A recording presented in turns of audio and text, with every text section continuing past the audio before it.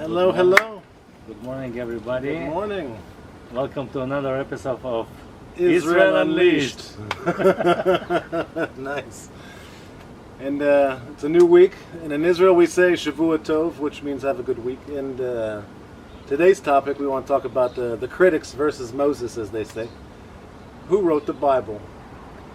And it's, I don't know, over the weekend I was reading a newspaper article about how we have lots of debates in religion about how if this happened or if that happened or who wrote this and who wrote that. And I don't know, hopefully today we can give you our opinion and what we think and how we feel. So here we go.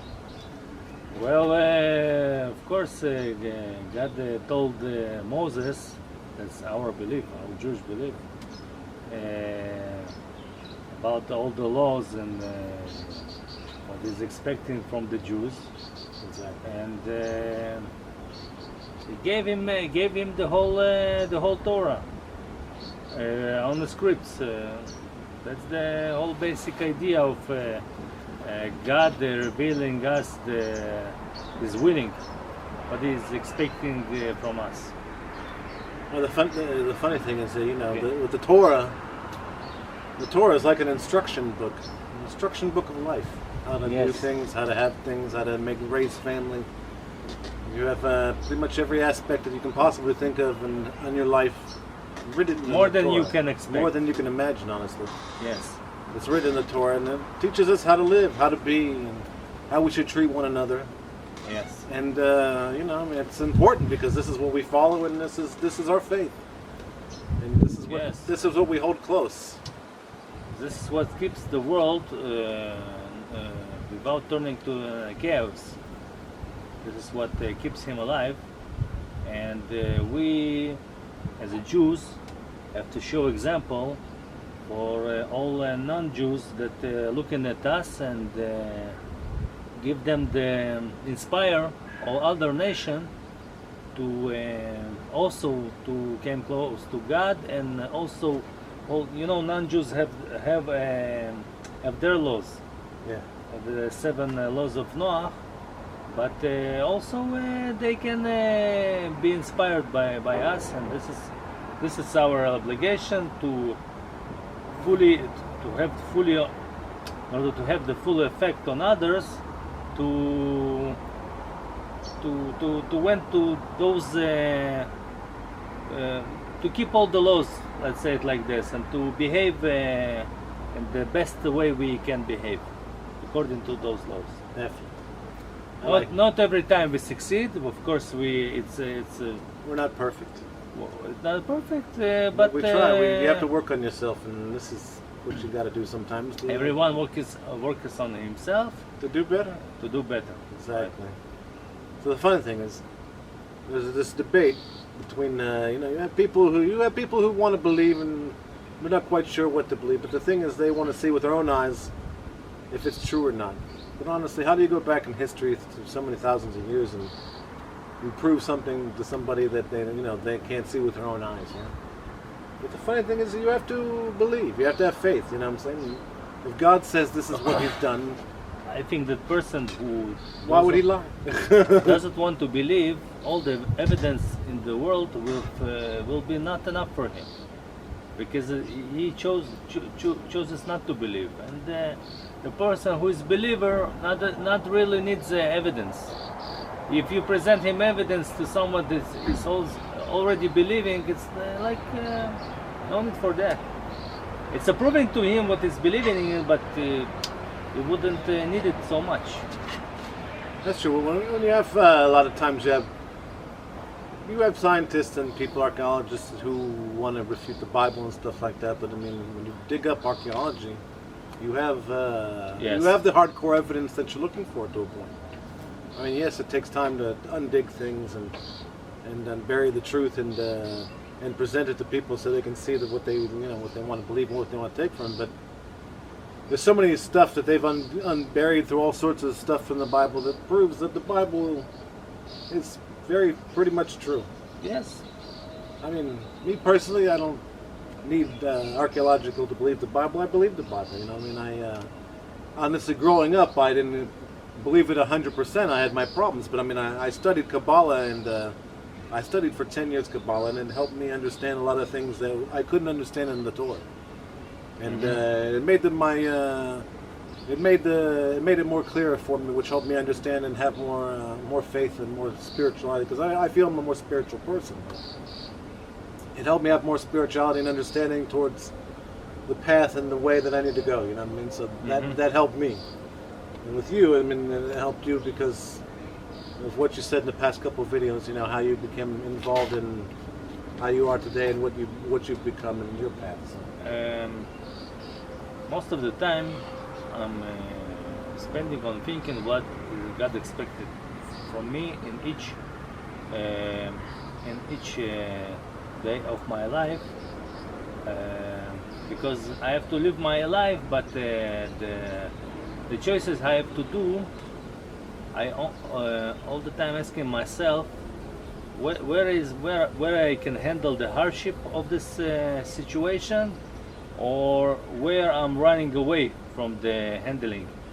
So this is the choices I have to do, and I ask God to give me an advice, and He gives me. And you know, and every time, in the end of the day, you know, I ask sorry or forgiveness for the sins I do, and I ask Him again to advise me, to guide me. Day of tomorrow, what to do, what to think, how to act. So it's not a finished business for me as a believer. Like I'm a religious and that's it. The story is closed. Yeah. I'm in the middle of adventure with myself, with my life, with my kids. My life isn't boring at all, and it always fills me with lots of emotions to handle with many situations.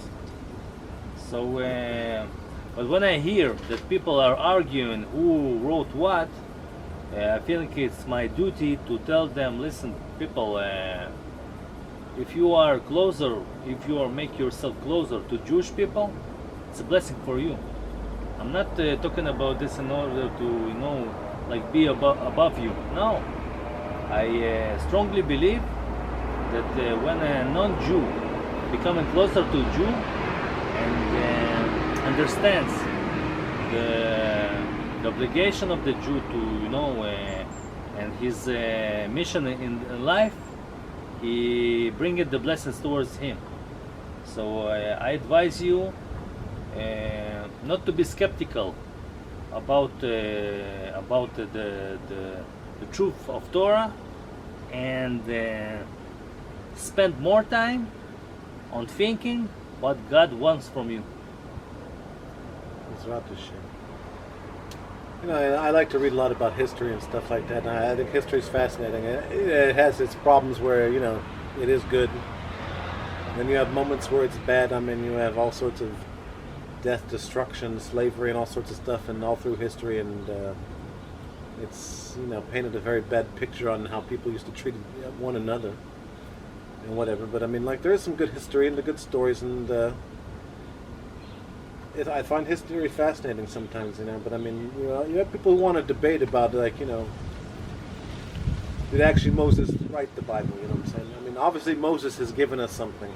Okay. And now I think really it's kind of really make the situation clear. You know, I mean, obviously there's been through time people who've written what you read today. Now I understand with the destruction of the temples and stuff like that, which, you know, right now is the month of Av, and both of the temples were destructed during this month, which is very, you know, the same day. On the same day over, you know, a 400-year period or whatever. Yes. And so right now we're mourning for the next 3 weeks or something like that because of that. And,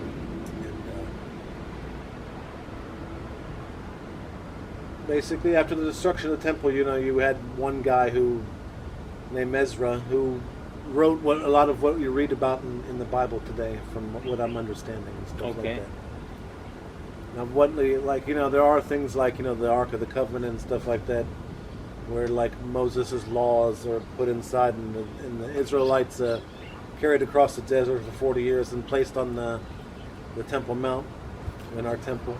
You know, you have that.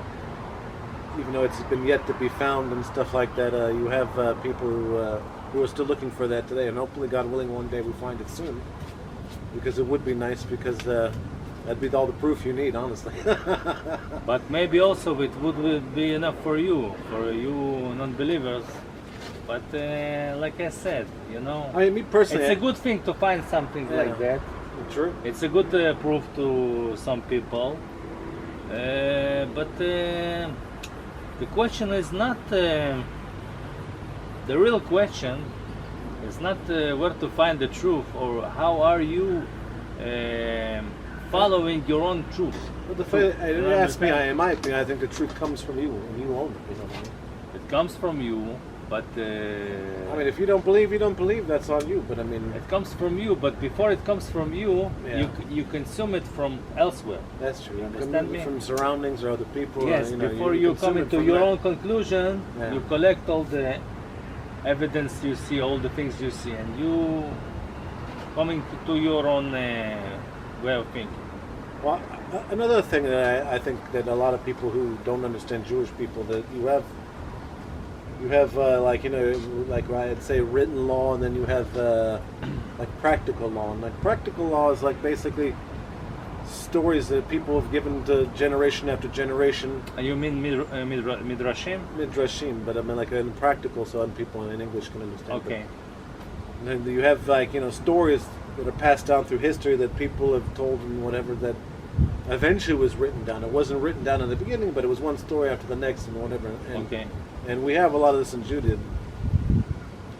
But you know, it's, I mean, you realize that, like, you know, you look at some of the Old Testament, the New Testament, and like the Quran and stuff like that. They weren't written right. You know, they weren't. No, there was no one following that person around at that point in time, writing down exactly what you read today, because it's impossible. Okay. I mean, these are stories that have been passed down and whatever, and Yes. you know, I mean, sometimes it's been hundreds of years before it was actually written down, but the Midrashim teaches you that it was by mouth. You know, people spoke to one another and passed it to their children, and their children passed it to their children, and it's gone down through history like that. Okay. And I think a lot of people need to understand that. You have a lot of people who want to talk about religion and stuff, but they don't know the big picture. You know what I'm saying? I mean, it's easy to say. It's You easy have- to you have an- generalize without. Yeah, you can't really generalize something without reading the facts. You know what I'm saying? Because nowadays people don't want to know the facts; they don't care. You know, but it's a shame. But I think. The facts help clear up things and help you have a more understanding and stuff like that. You know? Well, if you're talking to me, if you want to seek for the truth by arguing, I think if you prove to someone that he's wrong, he's not necessarily going to love you after that. That's true. though. What I think, if we would meet Christian people or Muslim people, and talking to them, what is better for a person, for a people, we would come to better conclusions, you know, without trying to change their way of believing. We would try to summarize the crucial things towards that you know brings us all together as one tribe, let's say it like that, and we wouldn't fight, you know, we wouldn't argue. We can discuss, you know, but not more than that. Arguing, you know, I see people arguing on the net, Right. and they're all passionate about their views, and Which I is don't fine, think I it's don't- bringing them together. I don't. No, I don't. I I don't. know, I so agree I with you. didn't see. You know, I just find that, you know, I mean, I've lived in Israel the last 20 years. And, in I the mean, end, they're screaming at each other, maybe Yeah. like closer to that, and I don't see I hear the you. benefits of this process. I don't know. Understand me? I've lived in Israel the last 20 years and stuff like that, and I realize I could go from the north to the south to the center of the country and I could see where David was and King Saul was, and like I go to Hebron and see where the patriarchs are buried, like Abraham, Sarah, Mhm, Rachel, Leah. mhm. You know what I mean? And like, you know, I mean, you can see the history. Okay. I mean, when you're outside of Israel and stuff like that, you don't see the history. You know what I'm saying? But living in Israel, you see. You're you see- judging without knowing. Yeah. It's also a problem. Yeah, I mean, like, you know, those people don't ever, if they don't come here, they don't get to see the history and the actual place on the ground where the history took place. You know what I'm saying? And when you see where the history took place, you get the feeling of you know how it looks and the energy there and everything like that. Yes, I agree with you. Honestly, it's mind blowing in my opinion. I agree with you. But Being on the Holy Land, yeah, but you see the story. You know what I mean? You get to see where and also seeing the story, Yeah. it influences you. it influences you definitely. I mean, recently I was in Jerusalem and I went to the city of David, and I took some pictures and stuff like that. And they're still excavating a lot of the area and stuff like that. And they undug something that they found a tunnel that went from somewhere in the outside the city into the old city up to the Temple Mount, and you can walk it today. It's over 2,000 years old. It was built by the Romans. And they also found a special room next to the Kotel where dignitaries and stuff like that would come and sit, and they have a mikveh, which is like a spiritual bath where they come and wash themselves before they went up to the Temple Mount to pray and stuff like that. Okay. So when you see these kind of things, and you can basically go there and actually touch where the water, because there's water in the mikveh there, and you can see where the door was. I mean, it's closed because we have the situation with the Muslims. You know, they don't want us going past a certain area underneath the Temple Mount because it's a hotbed of topics. I guess that could be explosive, and this is one reason when you've seen last month with the war that broke off in Gaza, they tried to use the Temple Mount as an igniting point to further their cause and stuff like that. So I mean, Yes. but before the barrier or whatever that you can't cross, you have these excavational sites and stuff that you can visit and see, and you see the history. So when history is presented, you know it's true because you see it with your own eyes. And once you Okay. see it with your own eyes, you have an idea that this is where it all happened. And when you see that this is where it's all happened, then you look inside yourself about how to feel or what to take from it and whatever. And I personally, I walk away from it with a wonderful feeling because I love going to Jerusalem. There's nothing like Jerusalem in the world, man. And Jerusalem, especially to be a Jewish person, Jerusalem's our heart. You know what I mean? It's our soul. You know what I'm saying? And we always have a saying after Rosh Hashanah next year in Jerusalem. Hopefully, we all make our pilgrimage to Jerusalem. And from the most of the world, Jerusalem is the place where you have the God guidance on the stop, and it's like the center of it all. You know what I mean? It's the heart. center of it all. It's the heart. Yes, it's the heart. And so many people have fought over it for so many years. They know the same thing we know, man. They want the same thing we want. You know what I mean? We've had one battle, one siege, and one destruction after another. You know. The fact that everyone wants it, it's so special that fighting over it, it's not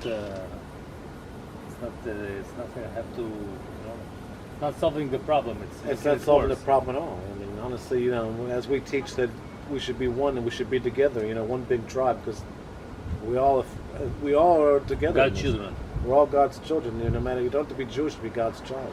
Yes. We're all God's children. He's the one who created you. He created me. He created him. Everything you see in the picture, everything around us, He's created all this. Yes. I mean, there's nothing more perfect than that. I mean, and it's a blessing. And then when you wake up in the morning, you should say thank you for it. To wake up in the morning is even a blessing too. But I mean, to have everything around you, your family, your kids, the air you breathe, the sun, everything, man, you should be thankful for it, and it's a blessing that you have it. I don't think sometimes people look at it like that, but honestly, you should. You should be more humble, more thankful, and it help you have more understanding towards things. I think sometimes people want to get so caught up and bring the drama in and want to fight over it. There's really nothing to fight about. If you don't have an understanding towards something or whatever, and someone does, you use that person to give you what we call enlightenment. That's right. Enlightenment is everything, Yes. You can't fight with somebody who gives you enlightenment. Because once someone opens up your mind, you see the picture. Once you see the picture, then you are enlightened as that person is, and you have the same wisdom as they do because they gave their wisdom to you. And you understand the differentiality that this person has his part, in this universe, and you have a different part, and you complete each other. Exactly. And there's nothing to fight for. Exactly. And if he has to, in order to handle his job, he has to have some tools, and you can provide him those tools, so you give it to him. You're not fighting over the same tools that you don't need. You provide him his tools, you receive from him your tools. Everything is completed and perfect. I mean, understanding is everything, I think. And I agree with what you're saying. Mhm. Understanding is everything. And, you know, once people realize that you have the same tools as I do, or I have a little more than you, Different and whatever, tools. we can share. We can share. And then we can use it to become one and become, like, you know, forward ourselves, which I think is very important, you know what I mean? And, you know, this is what the Bible is. It's an instruction book. It's talked about this very certain subject him and I are talking about right now, and this is what makes life beautiful. But a lot of times people don't see it like that. They don't have the wisdom or the enlightenment or the knowledge that we actually have, hopefully, that we could use to help other people. And honestly, this is one reason why sometimes we make these videos for people to see, because the truth's out there, as they say. Yeah? Yes. I don't want everyone to become Jewish and stuff like that, but honestly, you it's should become closer to God no matter who you are. It's or not what a you are, goal you know? to become Jewish. You can see the Jewish people are a minority in the world. Yeah, but if you come closer to God, it doesn't matter what sect of religion you take. I can You can enlighten- you You can have- enlighten yourself. You know what I mean? I can take you advice, like I told you, to become closer to Jewish. It will be good for you. Don't be offended by this. It's not only a way to me to solve the problem of anti-Semitism. No, it's more than that. It's further more than that. The Jewish people have a better, like say it, without going too far, they have a better view on the way how to live in this life according to God's laws. And if you hate Jews, or you do not protect them, you're becoming, relatively far from God's will. This is my point of view. I don't ashamed to express it whatsoever. You English speakers, I see arguments between people, between their faiths, and I can tell you, stop wasting your time. Really, the Messiah is going to arrive and show everyone the truth. Right now, you have the chance to make closer to God, to make to closer to Jews, to protect us, and to be provide the unity to this world. You have this chance, and I calling for you. I'm reaching out for you to see us. Look at us. We don't hate each other. We don't hate non-Jews. We only want unity. Okay. You know what's interesting is, like, right before Pesach or Passover, Mm-hmm. you always see the movie The Ten Commandments. Yeah, and it talks about From the 60s. from the '60s with Charlton Heston, man. And, Mm-hmm. you have. I mean, it's almost fairly accurate. This movie. There are some things that are kind of made up or whatever, but I mean, it normally follows a story. And you see people wandering through the desert after they've left Egypt from slavery and stuff like that, and they're questioning their faith, they're questioning themselves, and then you see in the movie that God's sending one miracle, one blessing after the next, yeah. Mm-hmm. And then it's amazing how people, even though he's sending this and stuff, and a lot of even the Jews themselves don't a lot of them have problems with it. You know what I'm saying? They still don't believe. And then you see them build the golden calf and stuff like that. Moses comes down from the mountain and he destroys the tablets and out of anger, and he punishes everybody and whatever. But I mean, even the story itself is fascinating. So you see a lot of characteristics from then even happen till today. You know what I mean? You still have people. God presents Himself, and people still don't want to believe. You know what I mean? Sometimes people need such truth to see in front of their eyes that they can't like mentally grasp what they see or what they understand, and it's even a test of faith today, which is which I find fascinating too. I mean, a All this time has passed and people still are the same.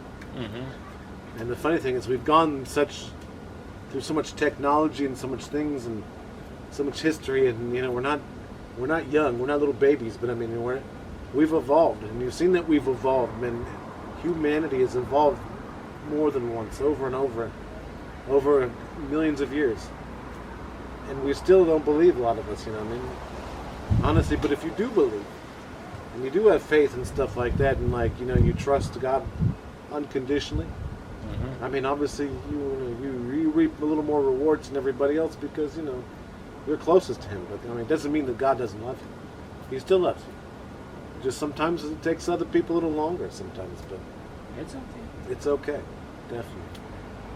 But in my opinion, I think Moses. I believe what the Bible says. I think he did right. You know what I mean? I think he gave us the pillars of faith. You know what I mean? He gave us what we needed, man, and this is what we talk about, we learned today, and obviously there's been other people that have written the Bible and stuff like that, all 5 books of Moses and stuff like that.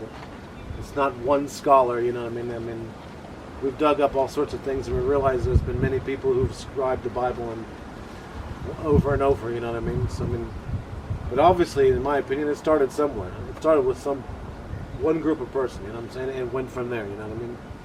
If somebody believes, they believe. If they don't believe, that's their fault. But I mean, hopefully one day they do believe, I think one day something will show itself, present itself, and It will show. you'll have when you will see what you want to see in front of your eyes, but you'll start to believe where you didn't believe before. But sometimes you have that with everybody.